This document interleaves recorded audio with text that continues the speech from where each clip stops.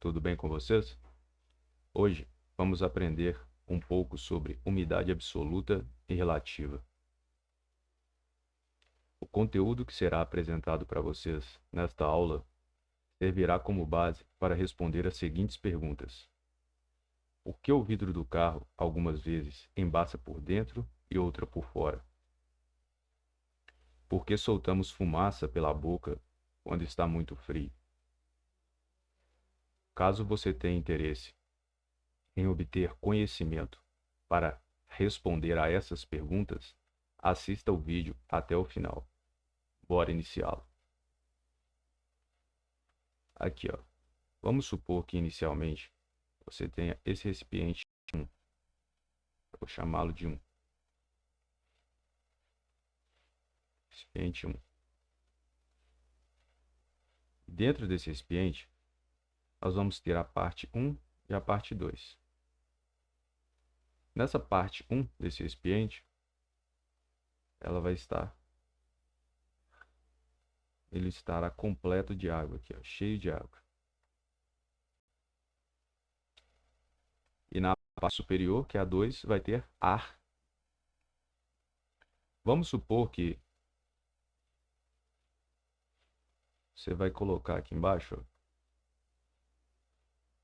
vai aquecer esse recipiente, de tal forma que essa temperatura aqui permaneça constante.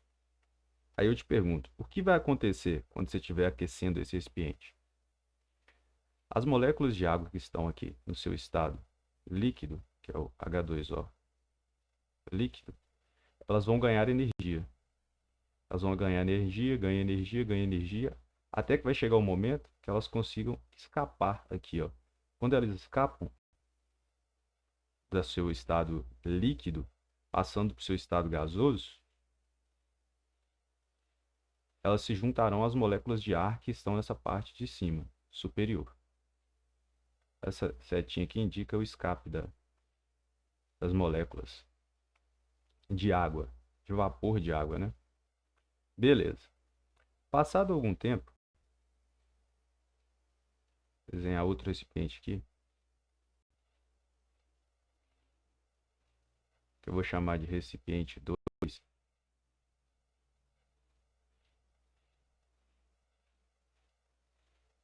Mantendo a temperatura constante também. Mantendo a temperatura constante.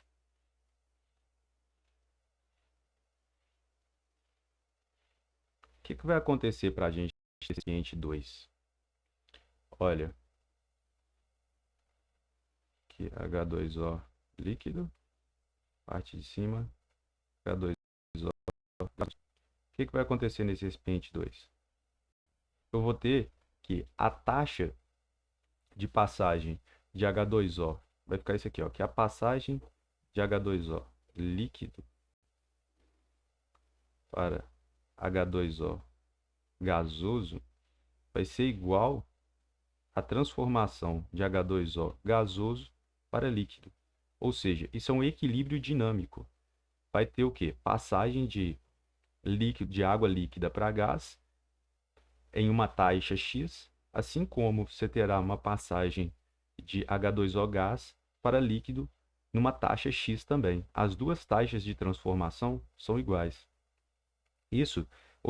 Assim você obtém o equilíbrio dinâmico.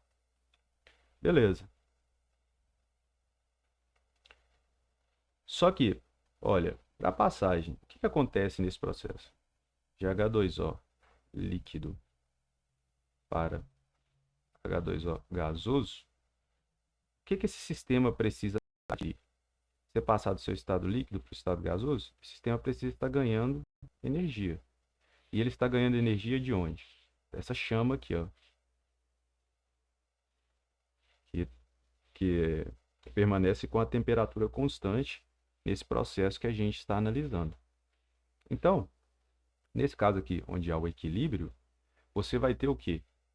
É quando esse sistema ele atinge a pressão máxima de vapor de água. Quando acontece esse equilíbrio, é quando você tem a pressão máxima de vapor de água. Está nessa parte aqui superior. Então, vamos concluir que o quê? Vamos fazer uma anotação aqui, ó, que a pressão máxima de vapor de água é a maior pressão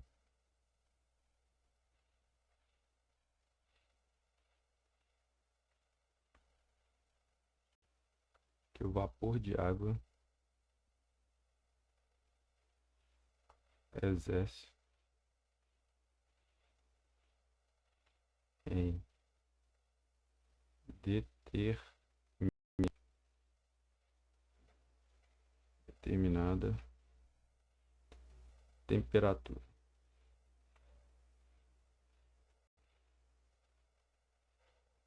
Beleza. Então, a conclusão que a gente tirou aqui que é o quê? Que a pressão máxima de vapor de água é a maior pressão que o vapor de água exerce em determinada temperatura. Lembre-se que aqui a gente pegou uma temperatura T e manteve ela constante o tempo todo, né? Tempo 1, que está representado pelo sistema 1, e o tempo 2 está representado pelo sistema 2. Beleza. Então, quer dizer que a pressão, ela depende da temperatura, né? Então, vamos observar isso aqui nessa tabela. Olha, essa tabela, ela é de pressão de vapor versus temperatura. A temperatura em graus Celsius e a pressão máxima de vapor de água medida em milímetros de mercúrio. Aqui, ó, essa parte aqui é da temperatura, essa aqui é da pressão. O que acontece quando a temperatura aumenta? Porque aqui ela está aumentando, ó, 0, 10, 20, 30, 40, 60. O que acontece com a pressão? A pressão também está aumentando, ó, 4, 9, 17, 31, 55, 149. Então, aqui você pode concluir que a pressão ela é diretamente proporcional à temperatura. Um aumento de pressão ocasionará um aumento de temperatura, assim como um aumento de temperatura ocasionará um aumento de pressão. E o inverso também é válido. Então, vamos dar uma lida no que está representado ao lado. Teoricamente, qualquer substância, sólida ou líquida, em temperatura diferente de 0 Kelvin ou zero absoluto, possui uma pressão de vapor característica que aumenta com o aumento da temperatura. Então, é o que está sendo representado nessa tabela ao lado. Substâncias que, à temperatura ambiente, apresentam pressão de vapor muito reduzida são ditas não voláteis. As que possuem pressão de vapor apreciável são classificadas como não voláteis. Beleza. E o que significa isso de voláteis e não voláteis? O que esse texto está querendo te dizer aqui, ó? Que ele fala que as substâncias que, à temperatura ambiente, apresentam pressão de vapor muito reduzida são ditas não voláteis. As que possuem pressão de vapor apreciável são classificadas como não voláteis, como voláteis. O que isso aqui quer dizer? Beleza. Vou mostrar para vocês o que esse texto, o que essa parte desse texto está querendo dizer. Para isso, vou fazer uma representação gráfica. Peguei esse eixo, pressão medida em unidade milímetros de mercúrio. Esse eixo aqui. Temperatura. Que eu vou pegar uma pressão qualquer aqui, um valor P, pressão.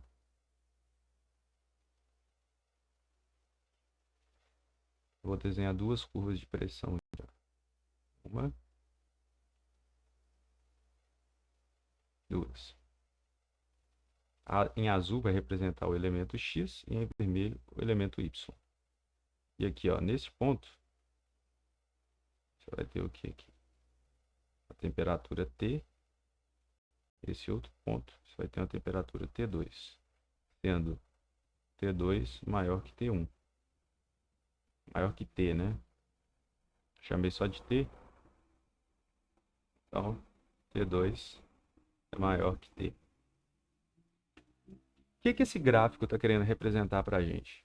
E o que ele tem a ver com o que está dito no texto anteriormente? Olha, essa substância em X, que está representada pela curva em azul, ela precisa de uma temperatura, olha, bem menor do que a temperatura T2 para entrar em equilíbrio, que é aquele equilíbrio dinâmico que a gente fez lá em cima, que está representado naquele segundo recipiente. Ou seja, para ela entrar em equilíbrio aqui, ó, para que as duas pressões sejam iguais, ela precisa de uma temperatura muito menor. E quando a pressão no local iguala-se à pressão de vapor, essa substância entra em ebulição. Observe agora a curva em vermelho da substância Y. Ela precisa de uma temperatura, olha, muito maior para que ela entre em equilíbrio, que, ou seja, a pressão de vapor dela seja igual à pressão, essa pressão P, que eu marquei aqui nesse eixo. Ó. Quando elas são iguais, entra em equilíbrio e a substância entra em ebulição. Então, ó, isso é o que acontece, por exemplo, se você pegar, vamos fazer essa representação aqui, ó. Você tem esse pote aqui, e aqui dentro desse pote você tem a substância X, é o que esse gráfico está querendo te dizer. Você tem um outro pote que ele tem uma substância Y. Vou marcar elas aqui, ó, as cores iguais que estão representadas a pressão de vapor, que é azul, que é a substância X, e aqui vermelho, que é a substância Y. O gráfico está querendo dizer que o quê? Que há uma temperatura T aqui, ó, vamos supor que esse ambiente está uma temperatura T. A gente está analisando isso aqui dentro de um outro cenário. Temperatura T quer dizer que o quê? Se você deixar esses dois recipientes ao ar livre, um contendo a substância X, o outro contendo a substância Y. Esse primeiro potinho aqui, que tem a substância X, ele vai evaporar primeiro do que esse recipiente, que contém a substância Y. Vamos supor que você vai marcar um tempo. Sei lá, você vai marcar um tempo T. Você vai colocar os dois potes lá no ar livre, um contendo a substância X, outro Y. Após transcorrido um valor de tempo ΔT, passado um valor de tempo, uma variação de tempo, quando você voltar aqui e observar esses dois potes, você vai ver que esse pote em azul, o volume dele vai ser bem menor do que esse volume aqui, ó, que vai estar no recipiente Y, da substância que vai estar no recipiente Y. Por quê? Essa substância que está no recipiente X, ela tem maior pressão de vapor, ou seja, ela é menos volátil do que a substância Y. É isso que essa parte do texto quis dizer. Então, vamos continuar a nossa explicação.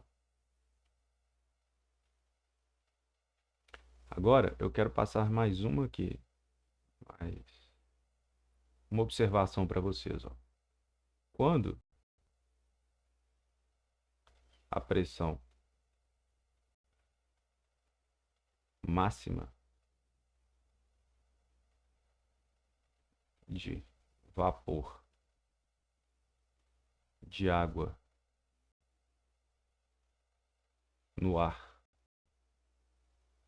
atmosférico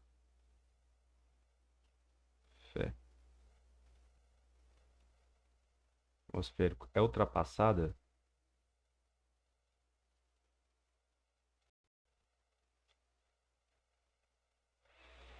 forma-se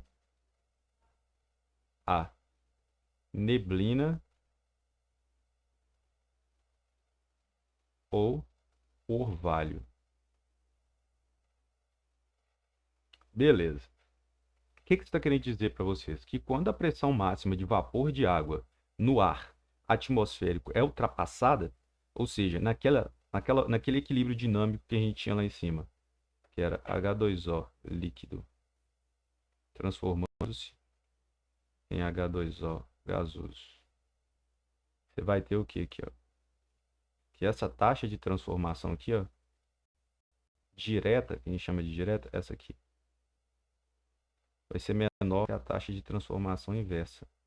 Por quê? Tem moléculas, as moléculas no seu estado líquido estão passando muito mais para o seu estado gasoso.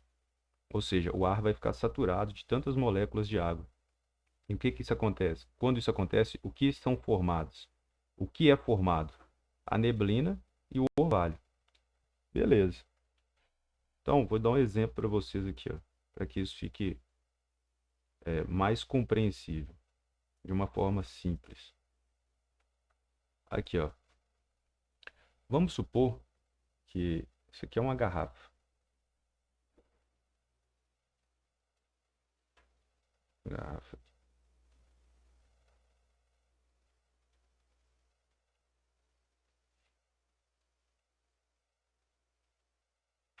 Uma garrafinha.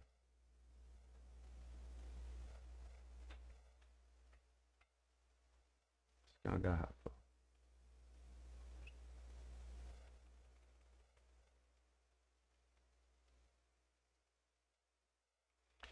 Dentro, essa garrafa, ela estava na geladeira. E em seu interior tem um líquido. Vamos supor que é água.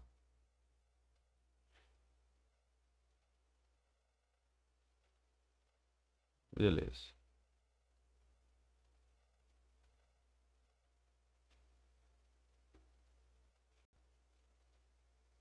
Tem água no seu interior. E ela estava na geladeira. Então, quer dizer que essa água que está dentro desse recipiente, ela tem uma temperatura T. Você vai tirar essa garrafa e vai colocar ela em cima da mesa. E aqui, ó, aqui é o ar.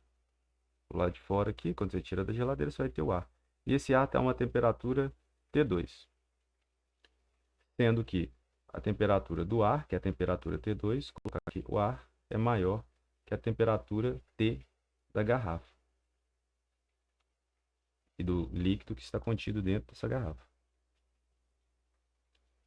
O que é que vai acontecer, gente? O ar, ele está cheio de moléculas de água no seu estado de vapor, que é o quê? H2O gasoso.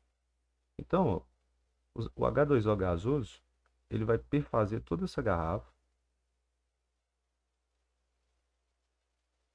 As moléculas de H2O gasoso vão encostar aqui, ó, nas paredes desse recipiente.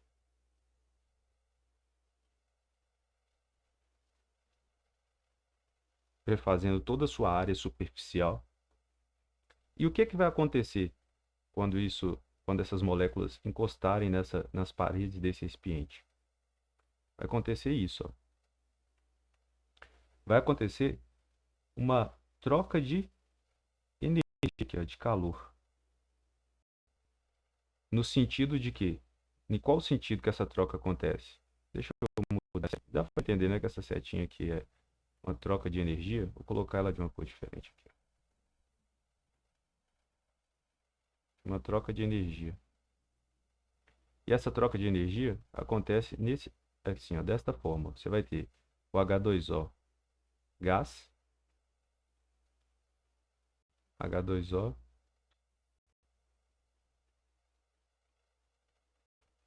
líquido. O H2O gasoso que está no ar, que é essa primeira molécula, ela encosta no recipiente, perfaz toda a área superficial desse recipiente, que é da garrafa, e ela vai haver um fluxo de energia que vai acontecer nesse sentido que está representado aqui, da setinha em rosa aqui, ó, da cor rosa. E o que que vai acontecer? As moléculas que estão no seu estado gasoso vão passar para o seu estado líquido, perdendo energia, que é o quê? Menos delta E. Elas vão perder energia. E aí, ó, tem gente que fala que a garrafa está suando, né? A garrafa está suando. Mas o processo que acontece é justamente esse. As moléculas de ar, de água que estão no ar, perfazem toda a área superficial da garrafa e assim elas vão perder energia para as moléculas de água que estão dentro desse recipiente, em menor temperatura. Elas perdem calor. Quando elas perdem calor, elas se transformam em líquido. Por isso que fica aquelas gotinhas de água por fora da garrafa. Esse é o famoso ponto de orvalho, né? Mas aqui, eu quero explicar para vocês por que que acontece. Deve estar se perguntando por que que o fluxo de energia é do que tem maior temperatura para o que tem menor temperatura. Na natureza, as coisas tendem a ficar em equilíbrio, ou seja, irem de níveis energéticos maiores para níveis energéticos menores. Isso aí você pode observar em diversas coisas. Aqui, ó, vamos supor que já está representado aqui, né, que a temperatura T2 é maior que a temperatura T1. E você já sabe, já foi explicado em vídeos anteriores, que o quê? Que a temperatura ela é diretamente proporcional à energia.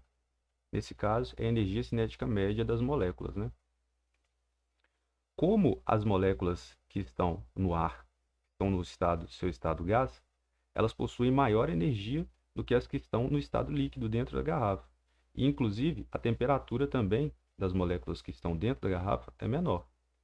Então, ó, neste caso aqui, ó, a temperatura T2, ela possui, com certeza, maior energia do que a garrafa, né, que está na sua temperatura T. Sendo assim, há um desequilíbrio de energias. Ou seja, o sistema ele quer entrar em equilíbrio, ele quer perder essa energia e entrar em equilíbrio. Então, vai haver vai haver fluxo de calor, neste caso, do que tem maior temperatura para o que tem menor temperatura. Então, essa é a ideia que você tem que ter na sua cabeça. Você pode observar isso, outros fenômenos como esse na natureza, que é o quê? Por exemplo, você tem um filtro. Você já se perguntou por que que a torneira do filtro, isso aqui é um filtro, por exemplo, um filtro de barro. Por que que o reservatório de água, ele fica acima da torneira? Já se perguntou isso? Já se perguntou por que isso? É justamente porque essa parte de cima aqui, ó, ela vai ter um maior potencial gravitacional do que essa parte de baixo aqui. Ou seja, está havendo um desequilíbrio.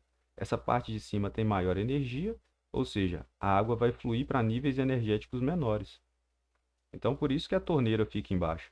Agora, se você colocar a torneira neste ponto, alinhada aqui nesse mesmo ponto, e o reservatório de água embaixo, não vai haver fluxo de energia. Não vai haver fluxo de água. Essa torneira não vai sair água. A não ser que você coloque uma bomba aqui para sugar essa água e jogar para essa torneira. Então é isso que eu queria explicar para vocês aqui, até este ponto. Beleza. Vamos dar continuidade.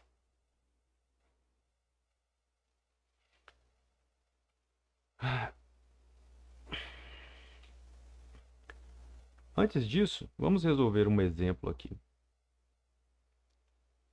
Um exemplozinho aqui de uma questão. E também apresentar alguns conceitos aqui, né? Aqui, inicialmente, quero apresentar o conceito de umidade absoluta. O que é isso? Umidade absoluta é a quantidade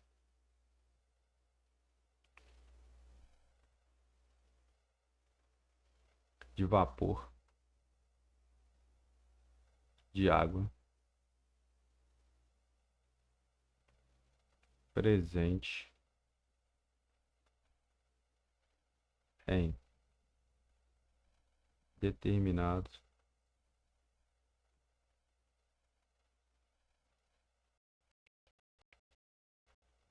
volume de ar.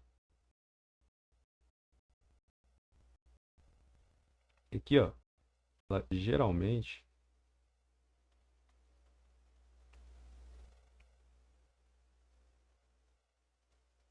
é medida em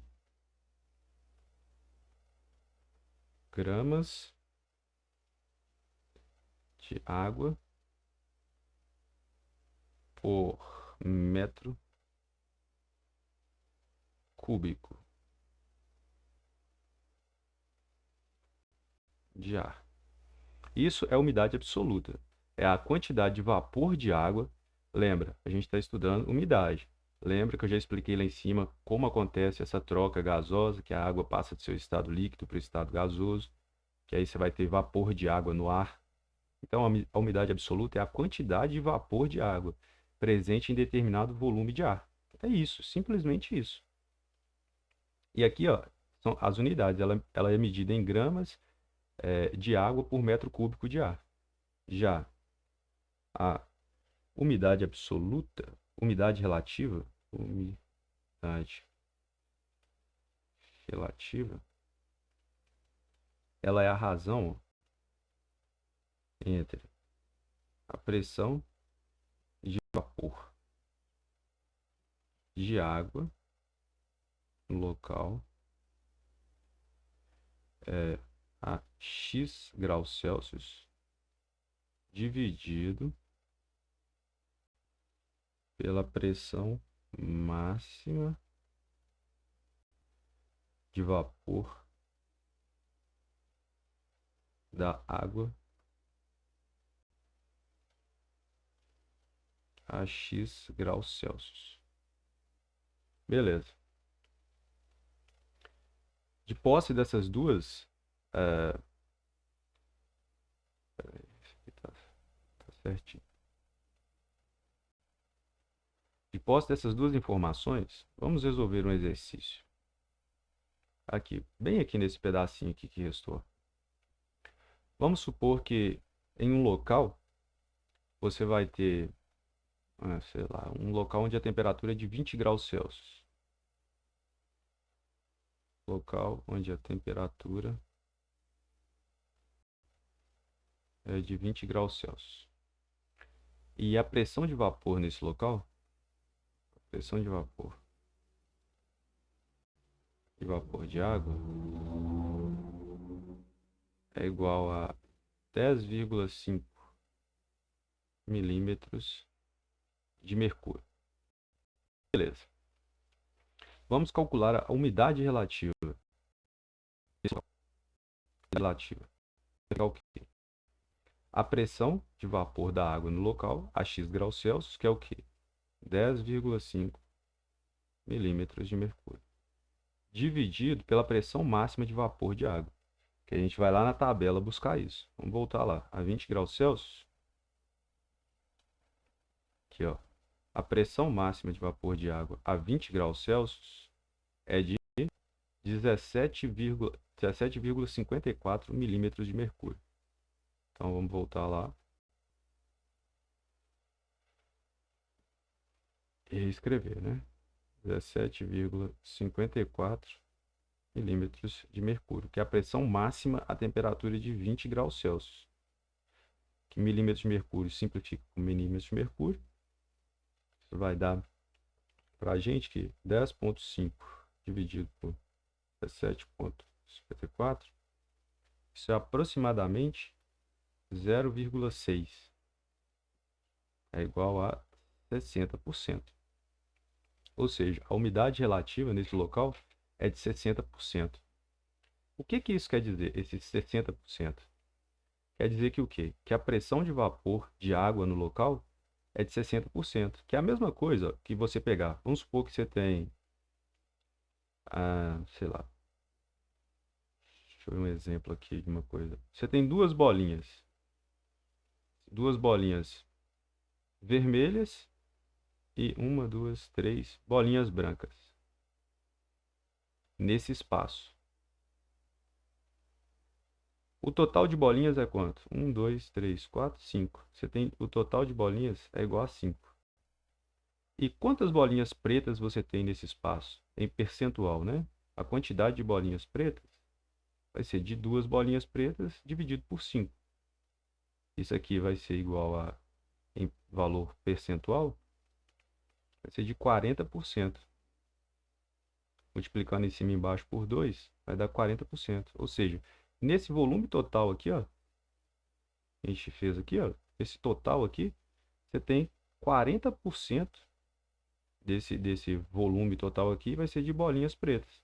E os outros 60% vão ser de bolinhas brancas. É isso que essa razão quer dizer para vocês. Que o quê? Que 60% daquele volume ali presente, daquele volume de ar que você pegou, vai ser de vapor de água. Essa é a ideia da umidade relativa. Então, sabendo disso, vamos dar uma olhada aqui nesses cuidados com a umidade relativa. Olha, quando a umidade relativa ela está entre 30% e 20%, você tem um estado de alerta. Observe, já te falei o que é o que significa esse 30% e esse 20%. É a quantidade de vapor de água em um volume de ar, ali que está sendo analisado. Aviso. Aviso que estado de atenção e cuidados. Evitar exercícios físicos ao ar livre entre 10 horas e 15 horas. Umidificar o ambiente com vaporizadores, toalha molhada, recipientes com água, irrigação de jardins e etc. Procurar se proteger do sol. Já a umidade relativa entre 20% e 12% já é estado de alerta. E aqui tem os seus cuidados. Está escrito aqui ao lado. Já abaixo de 12% é estado de emergência. E aqui são os cuidados que você deve tomar se a umidade relativa estiver abaixo de 12%. Da hora, né? Então, vamos dar continuidade. Agora, vamos dar as respostas àquelas perguntas que fizemos no início do vídeo, que era: por que o vidro do carro, algumas vezes, embaça por dentro e outras por fora? E a outra pergunta foi: por que soltamos fumaça pela boca quando está muito frio? Então, vamos às explicações. Você tem esse carro aqui. Vamos supor que aqui o ar de fora ele tem uma temperatura T. E dentro desse carro, ele vai ter uma temperatura T também. Só que, vamos fazer a primeira análise fazendo T, temperatura T, maior que a temperatura T rosa que está dentro do carro, que é a temperatura interna do carro. O que vai acontecer? As moléculas de ar, as moléculas de água que estão no ar, no seu estado gasoso, vão perfazer todo esse carro. Quando elas se encostarem aqui no vidro, como a temperatura externa é maior que a temperatura interna, isso aqui vai implicar que o quê? Que a energia externa ela é maior que a energia interna.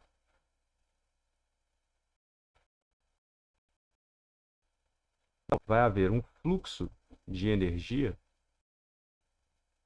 Vou colocar aqui.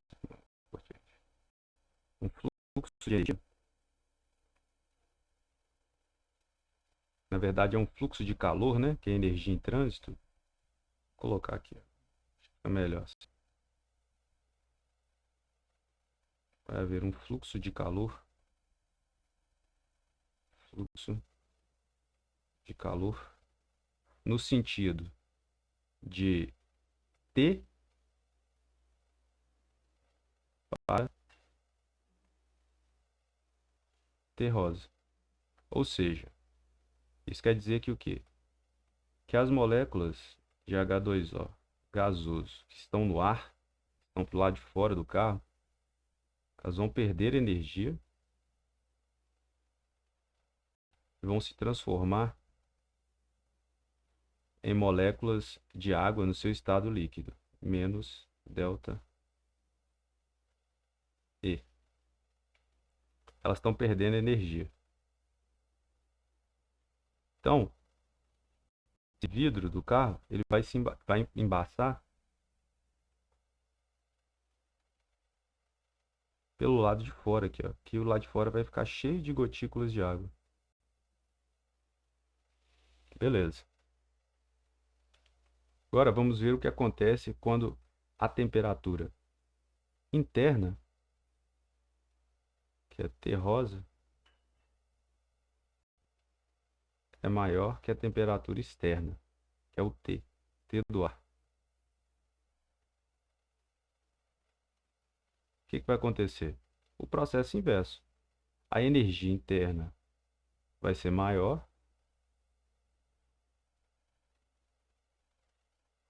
interna, ela vai ser maior que a energia externa.